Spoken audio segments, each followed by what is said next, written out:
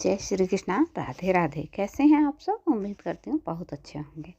तो चलिए आज सुनते हैं हम बसंत पंचमी की व्रत कथा। अगर कथा पसंद आए तो वीडियो को लाइक कमेंट कीजिएगा। कमेंट करके ज़रूर बताना कि आपको कथा कैसी लगी। चलिए शुरू करते हैं। माघ मास के शुक्ल पक्ष की पंचमी को पूरे देश भर में बसंत पंचमी का त्यौहार मनाया जाता है।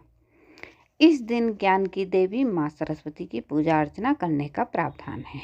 वहीं बसंत पंचमी की कई पौराणिक व्रत कथाएं भी हैं। सरस्वती पूजा की कहानी ब्रह्मा वैवर्ता पुराण और महासत्य पुराण से संबंधित है।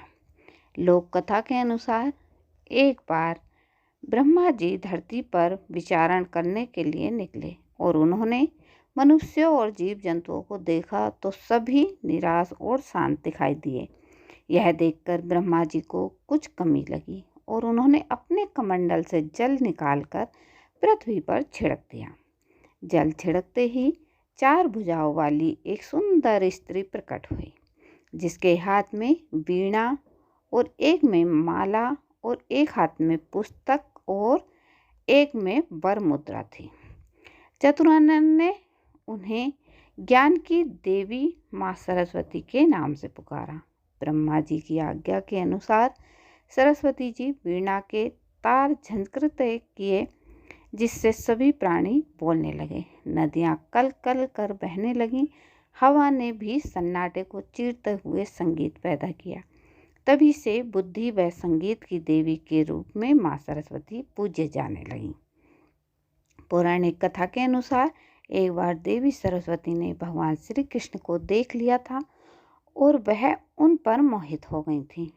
वह उन्हें पति के रूप में पाना चाहती थी, लेकिन जब भगवान कृष्ण को पता चला तो उन्होंने कहा कि वह केवल राधा रानी के प्रति समर्पित है। लेकिन सरस्वती को मनाने के लिए उन्होंने वरदान दिया कि आज से माघ के शुक्ल पक्ष की पंचमी को समस्त विश्व तुम्हारी विद्या व ज्ञान की देवी के रूप में पूजा करेगा। उसी समय भगवान श्री कृष्ण ने सबसे पहले देवी सरस्वती की पूजा की। तब से लेकर निरंतर बसंत पंचमी के दिन माँ सरस्वती की पूजा लोग करते आ रहे हैं।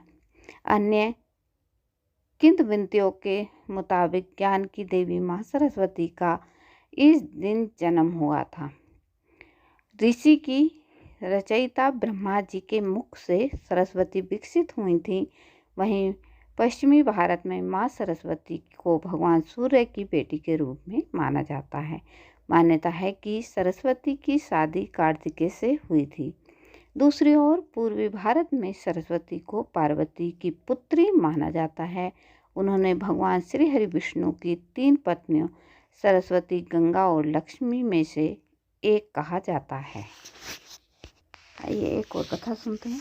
बसंत पंचमी को लेकर कई पौराणिक कथाएं प्रचलित हैं। मान्यता है कि सृष्टि रचयिता भगवान ब्रह्मा जी ने जीवों और मनुष्यों की रचना की थी।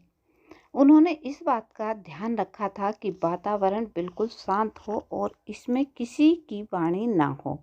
यह सब करने के बाद भी ब्रह्मा जी संतुष्ट नहीं थे।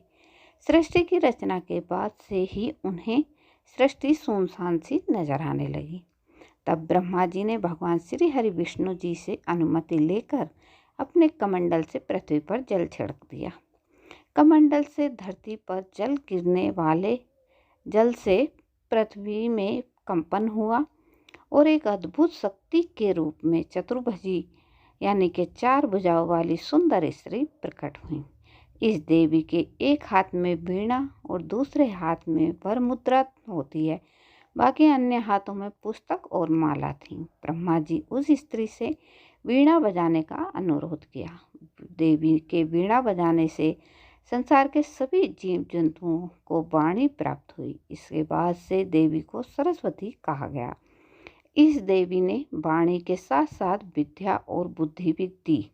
इसीलिए बसंत पंचमी के दिन घर में माँ सरस्वती की पूजा का भी की जाती है और इस दिन देवी सरस्वती को बागेश्वरी, भगवती, शारदा, वीणावादिनी और भागदेवी सहित अनेकों नामों से पूजा जाता है।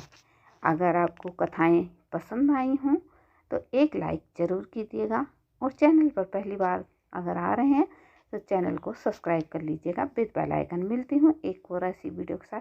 जय श्री कृष्णा, राधे राधे।